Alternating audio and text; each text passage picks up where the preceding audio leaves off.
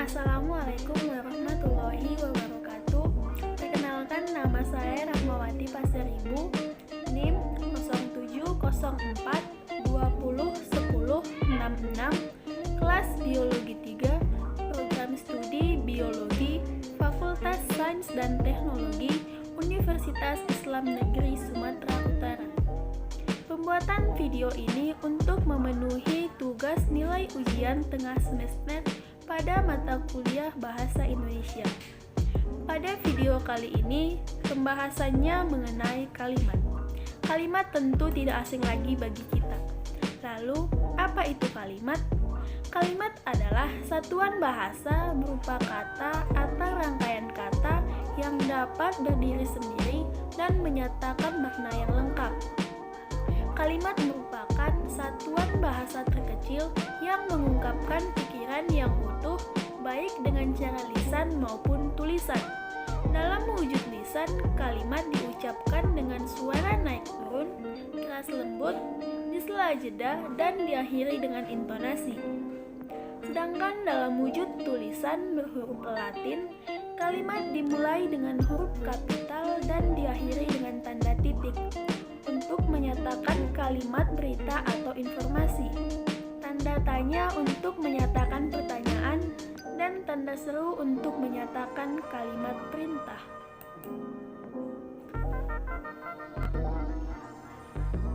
Selanjutnya, unsur-unsur kalimat. Kalimat memiliki 5 unsur penting. Yang pertama, subjek. Apa itu subjek? Subjek ialah suatu bagian kalimat yang menandai apa yang dinyatakan oleh si penulis. Subjek bisa berbentuk sebuah kata benda, frasa kata benda, atau kata kerja. 2. Predikat. Predikat ialah bagian kalimat yang menandai apa yang dinyatakan oleh si penulis tentang sebuah subjek. 3. Objek. Objek ialah bagian kalimat yang melengkapi sebuah kata kerja. Objek bisa berbentuk sebuah kata benda atau frasa kata benda. 4. Pelengkap. Pelengkap mengikuti suatu predikat yang berimbuhan dan kata-kata khusus. 5. Keterangan. Keterangan ialah suatu bagian kalimat yang mempunyai fungsi untuk meluaskan atau membatasi makna subjek dan predikat. Pada unsur-unsur kalimat terdapat ciri-ciri yang dimilikinya. Lalu, apa saja yang termasuk ciri-ciri tersebut? Yang pertama, ciri-ciri subjek. 1. Kata atau frase biasanya berkelas kata benda atau yang biasa disebut nomina. Contohnya pada kalimat berikut ini. Ilmu kehutanan akan tetap dibutuhkan selama manusia hidup di bumi. 2. Nomina tidak pernah diawali oleh kata tugas, kata depan, atau kata sambung, karena kata tugas mengubah fungsi nomina menjadi keterangan. Kalimat berikut menunjukkan bahwa kata benda yang diawali kata tugas akan menjadi kata keterangan. Tentang ilmu kehutanan membahas mengenai kelestarian pepohonan di hutan. 3. Ada kata petunjuk atau artikel ini atau itu. Contohnya adalah suara ini dikenal sebagai suara burung yang paling terancam punah di Taman Nasional Gunung Gede Pangrango. 4. Subjek bukan kata ganti tanya. 5. Ada kalanya subjek bukan sebagai kata benda atau nomina, namun pada umumnya diikuti artikel ini atau itu. Sebagai contoh pada kalimat berikut, berenang itu. 6. Subjek dapat dicari dengan menggunakan kata tanya siapa dan apa. 7. Subjek dapat ditambahkan akhirannya sebagai contoh. Masalahnya ialah tersangka tidak bisa digiring ke Polres untuk dimintai keterangan. 8. Pada struktur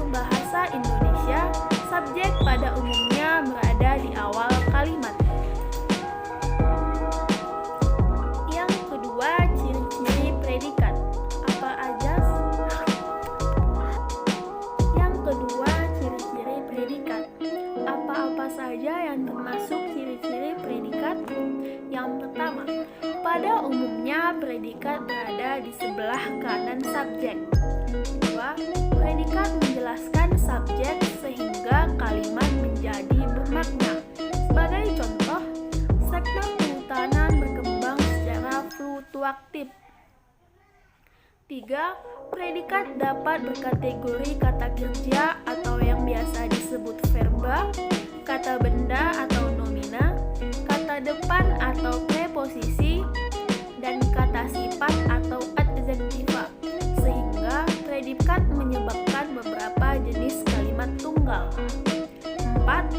Predikat mengisyaratkan perlu tidaknya kata lain di sebelah kanannya agar kalimat menjadi lebih lengkap. 5. Pada umumnya, predikat dapat dicari dengan menggunakan kata tanya bagaimana. 6. Predikat dapat diikuti partikel lah, contohnya sebagai berikut. Tertawalah ia pada saat malam itu. Yang ketiga, objek. Ciri-ciri objek sebagai berikut. 1. Objek berada di samping kanan predikat tanpa disisipi kata, kecuali pada kalimat pasif. Contoh kalimatnya adalah sebagai berikut. ITB mengadakan langkah-langkah pelestarian alam di sekitar kampus. 2. Kata atau frasa yang bisa menjadi objek berkelas kata benda. Contohnya, tingkat pendidikan petani yang rendah menyebabkan penguasaan teknologi. 3. Objek dapat berpindah posisi menjadi subjek bila predikatnya diubah menjadi pasif. Contohnya, pemerintah dapat menciptakan kondisi yang kondusif menjadi kondisi yang kondusif dapat diciptakan oleh pemerintah. 4. Objek dapat tersurat atau tersirat. Contoh objek tersirat terdapat pada kalimat berikut. Kecurangan dalam pemilu dilaporkan ke Mahkamah Konstitusi. Sedangkan contoh kalimat tersurat adalah sebagai berikut. Kecurangan dalam pemilu dilaporkan oleh Panwaslu ke Mahkamah Konstitusi. 5. Objek dapat diganti dengan akhiran nya. Yang keempat, ciri-ciri pelengkap. 1. Pelengkap berkategori kata atau frasa nomina, verbal atau adjektival. 2. Pelengkap berada setelah verba semitransitif dan dwitransitif. Contoh pada kalimat yang mengandung verba semitransitif adalah hal itu merupakan masalah besar. Contoh pada kalimat yang mengandung verba dwitransitif adalah Pak Wirya menugasi mahasiswa membuat desain. 3. Pelengkap dapat didahului oleh preposisi. 4. Pelengkap tidak dapat dipasifkan. Jika dapat dipasifkan, tidak menjadi subjek. Yang kelima, ciri-ciri keterangan. 1. Letaknya bisa berpindah-pindah. Misalnya, hari ini kami akan praktik ke lapangan di hutan. Menjadi, kami akan praktik lapangan hari ini ke hutan. 2. Keterangan dapat dihilangkan dalam sebuah kalimat. 3. Biasanya, kata atau kelompok kata didahului kata depan. Selain dari unsur-unsur kalimat, tentu kalimat juga memiliki bagian-bagian. Lalu, apa saja bagian-bagian kalimat tersebut? Yang pertama, kalimat dan klausa. Kalimat dan klausa memiliki unsur predikasi dalam arti memiliki unsur subjek dan predikat tanpa objek, keterangan, dan pelengkap. Contohnya pada kalimat berikut ini. Ibu memasak. Ibu sebagai subjek, memasak sebagai predikat. Tulisan di atas dapat dipandang sebagai kalimat dan dapat juga dipandang sebagai klausa. Ini disebabkan adanya struktur internal dari subjek dan predikat. Lalu tidak dibaca hingga intonasi akhir atau tanda baca terakhir. Jika dipandang sebagai klausa, sedangkan jika Anda memandangnya sebagai kalimat, maka struktur internal dari subjek dan predikat dapat dibaca hingga intonasi terakhir atau tanda baca terakhir. 2. Konstituen kalimat. Kalimat merupakan kumpulan kata atau pemberian sintaksis dari kata yang terkecil. Analisis struktur pada suatu kalimat pada dasarnya adalah menetapkan pola hubungan konstituennya secara lengkap dengan cara menggunakan diagram. Contoh konstituen kalimat yaitu, kami membangun perkebunan kopi di samping halaman sekolah. Yang ketiga, unsur wajib dan unsur tak wajib. Kalimat minimal terdiri atas unsur subjek dan predikat. Berdasarkan uraian kalimat dibedakan atas unsur wajib dan unsur tak wajib. Unsur wajib itu terdiri atas konstituen kalimat yang dapat dihilangkan, sedangkan unsur tidak wajib terdiri atas konstituen kalimat yang dapat dihilangkan. Selanjutnya, pola kalimat dasar. Kalimat dasar ialah kalimat yang berisi informasi pokok dalam struktur inti dan belum mengalami perubahan. Lalu, apa-apa saja yang termasuk pola kalimat dasar? Yang pertama, kalimat dasar tipe SP atau disebut juga subjek predikat. 2. Kalimat dasar tipe SPO atau subjek predikat objek. 3.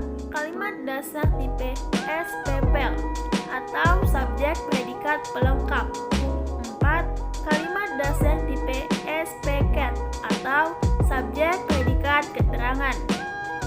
5. Kalimat dasar tipe SPOPL atau subjek predikat objek pelengkap.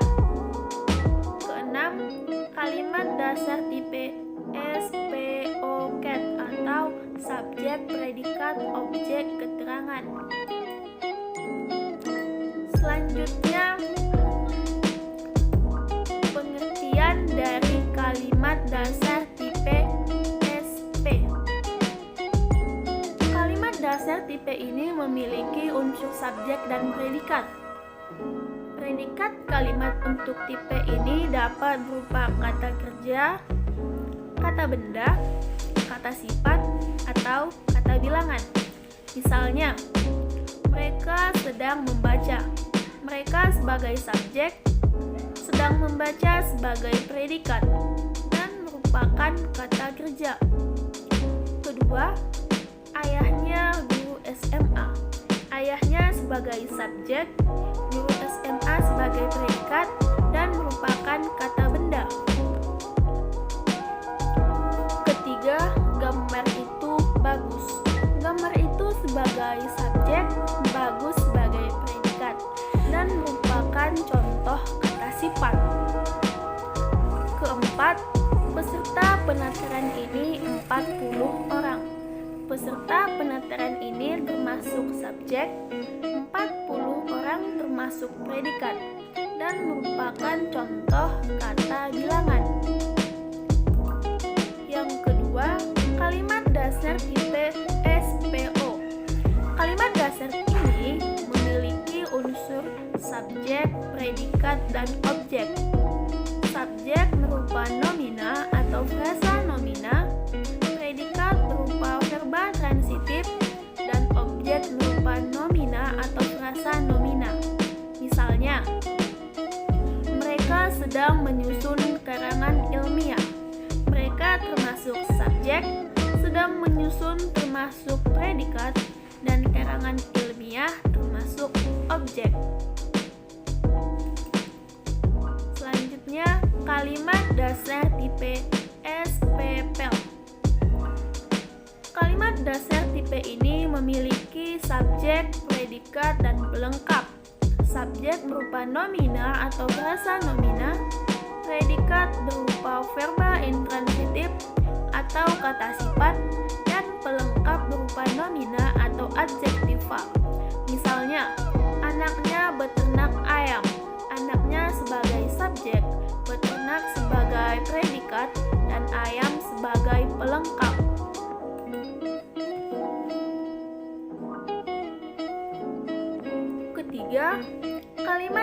dasar tipe SPOPEL.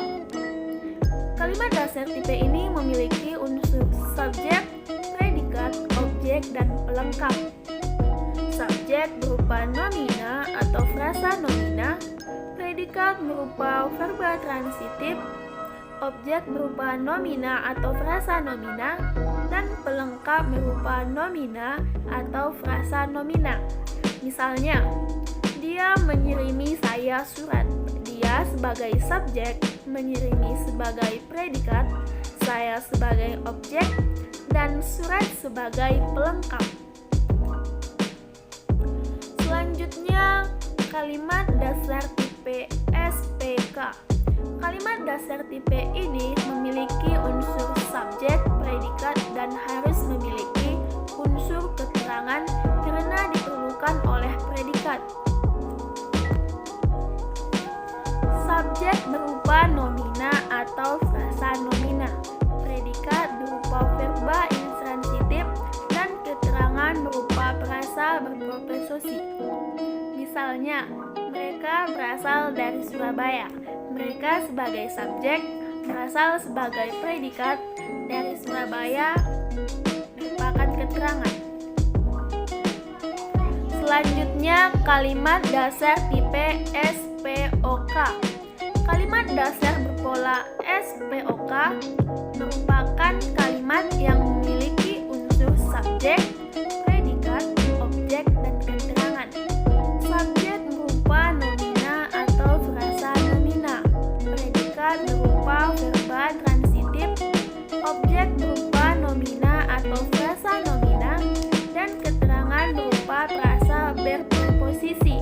Misalnya, kami memasukkan pakaian ke dalam lemari. Kami sebagai subjek memasukkan sebagai predikat, pakaian sebagai objek ke dalam lemari sebagai keterangan. Selanjutnya, kalimat dasar tipe SPPLK. Kalimat dasar tipe ini memiliki unsur subjek, predikat, pelengkap, dan keterangan. Subjek berupa nomina atau frasa nomina, predikat berupa verba intransitif atau kata sifat, pelengkap berupa nomina atau adjektiva, dan keterangan berupa frasa berpreposisi. Misalnya, Sena bermain musik di atas panggung. Sena sebagai subjek bermain sebagai predikat, musik sebagai pelengkap, dan di atas panggung sebagai keterangan. Lalu, kalimat dasar tipe SPOPLK. Kalimat dasar tipe ini memiliki unsur subjek, predikat, objek, pelengkap, dan keterangan. Subjek berupa nomina atau frasa nomina, predikat berupa verba intransitif, objek berupa nomina atau frasa nomina, pelengkap berupa nomina atau frasa nomina, dan keterangan berupa frasa berpreposisi. Misalnya, dia mengirimi ibunya uang setiap bulan. Dia merupakan subjek, mengirimi predikat, ibunya sebagai objek, uang sebagai pelengkap, dan setiap bulan sebagai keterangan.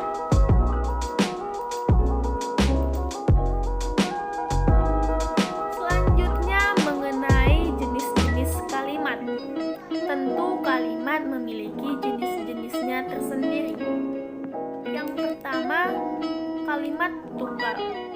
Kalimat tunggal adalah kalimat yang hanya mempunyai satu pola kalimat, yaitu hanya memiliki satu subjek dan satu predikat, serta satu keterangan jika perlu. Yang kedua, kalimat majemuk. Kalimat majemuk adalah kalimat yang mempunyai dua pola kalimat atau lebih. Setiap kalimat majemuk mempunyai kata penghubung yang berbeda, sehingga jenis kalimat tersebut dapat diketahui dengan cara melihat kata penghubung yang digunakannya. Jenis-jenis kalimat majemuk adalah: 1. Kalimat majemuk setara. Kalimat majemuk setara merupakan penggabungan dua atau lebih kalimat tunggal yang kedudukannya sejajar atau sederajat. Contoh, Rani pergi ke sekolah merupakan kalimat tunggal satu. Rani pergi ke sekolah sedangkan Budi berangkat ke bengkel merupakan kalimat majemuk. Yang kedua, kalimat majemuk rapatan. Kalimat majemuk rapatan adalah gabungan beberapa kalimat tunggal yang karena subjek, predikat, atau objek yang sama. Bagian yang sama hanya disebutkan sekali. Contoh, pekerjaannya hanya makan merupakan kalimat tunggal satu. Dua, pekerjaannya hanya tidur. Contoh kalimat tunggal dua. Tiga, pekerjaannya hanya merokok. Contoh kalimat tunggal tiga. Sehingga apabila digabungkan akan menjadi kalimat majemuk rapatan. Pekerjaannya hanya makan, tidur, dan merokok. Yang ketiga, kalimat majemuk bertingkat. Kalimat majemuk bertingkat adalah penggabungan dua atau lebih kalimat tunggal yang kedudukannya berbeda. Di dalam kalimat majemuk bertingkat terdapat unsur induk kalimat dan anak kalimat. Anak kalimat timbul akibat perluasan pola yang terdapat pada induk kalimat. Contoh 1. Kemarin ayah mencuci motor merupakan induk kalimat. 2. Ketika matahari berada di ufuk timur merupakan anak kalimat sebagai pengganti keterangan waktu, sehingga apabila digabungkan akan menjadi kalimat majemuk bertingkat 1. Contohnya, ketika matahari berada di ufuk timur, ayah mencuci motor. Keempat, kalimat majemuk campuran. Kalimat majemuk campuran ialah gabungan antara kalimat majemuk setara dan kalimat majemuk bertingkat. Sekurang-kurangnya terdiri dari 3 kalimat. Contoh 1. Tony bermain dengan Kevin merupakan kalimat tunggal 1. 2. Rina membaca buku di kamar kemarin merupakan kalimat tunggal 2 atau induk kalimat. 3. Ketika aku datang ke rumahnya, anak kalimat sebagai pengganti keterangan waktu, sehingga apabila digabungkan akan menjadi kalimat majemuk campuran. Contohnya, Tony bermain dengan Kevin dan Rina membaca buku di kamar ketika aku datang ke rumahnya kemarin. Kalimat pasif dan negatif. Kalimat pasif, subjek sebagai kata ganti orang. Contoh, saya memasak nasi, kalimat aktif. 2. Nasi kumasak merupakan kalimat pasif. 3. Dita memarahi Dita merupakan kalimat aktif. Keempat, Dita dimarahi dia merupakan kalimat pasif. Subjek bukan pengganti sebagai kata orang. Yang pertama, Bapak memasak nasi merupakan kalimat aktif. 2. Nasi dimasak oleh Bapak merupakan kalimat pasif. 3. Dina memarahi dia merupakan kalimat aktif. 4. Dia memarahi oleh Dina merupakan kalimat pasif. Selanjutnya kalimat negatif. Contoh, saya memasak nasi merupakan kalimat positif. 2. Saya tidak memasak nasi merupakan kalimat negatif. 3. Dia memarahi Dita merupakan kalimat positif. 4. Dia tidak memarahi Dita merupakan kalimat negatif. Selanjutnya ciri-ciri kalimat. Ciri-ciri kalimat sebagai berikut. 1. Dalam bahasa lisan diawali dengan kesenyapan dan diakhiri dengan kesenyapan. dalam bahasa tulis diawali huruf kapital dan diakhiri dengan titik, tanda tanya, dan tanda seru. 2. Kalimat aktif sekurang-kurangnya terdiri atas subjek dan predikat. 3. Predikat transitif disertai objek, predikat intransitif dapat disertai pelengkap. 4. Mengandung pikiran yang utuh. 5. Menggunakan urutan logis setiap kata atau kelompok kata yang mendukung fungsi subjek, predikat, objek, dan keterangan, disusun dalam satuan menurut fungsinya. 6. Mengandung satuan makna, ide atas pesan yang jelas. Beberapa contoh kalimat. 1. Dara belajar. Dara sebagai subjek, belajar sebagai predikat. 2. Pak Agus membaca koran. Pak Agus sebagai subjek, membaca sebagai predikat, dan koran sebagai objek.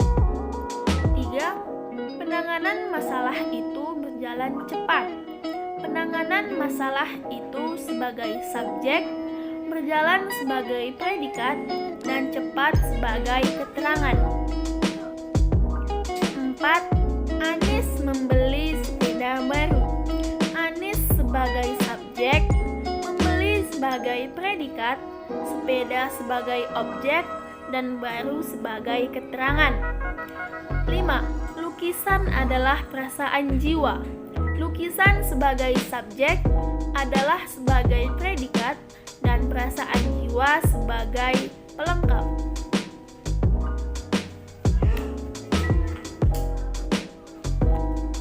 Baik, sekiranya cukup sekian pemaparan pembahasan dari saya mengenai kalimat. Semoga apa yang saya sampaikan dapat bermanfaat. Sekian dan terima kasih. Wassalam.